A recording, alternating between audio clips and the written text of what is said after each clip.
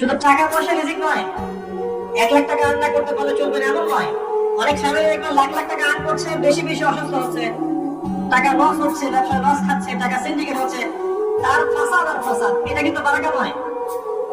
আর খেয়াল করে দেখেন, অনেক সবজি বিক্রেতা আছে, মুদির দোকানদার আছে, অটো চালায়, ভ্যান চালায়, রিক্সা চালায়, মাসে 10, 20, 30 হাজার টাকা আর্ন করে, দিব্যি সুখে আছে মাশাআল্লাহ।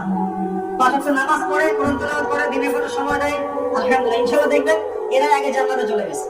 শুধু টাকা পয়সা রিজিক নয়, 1 লাখ টাকা আর্ন না করতে পারলে চলবে না এমন নয়।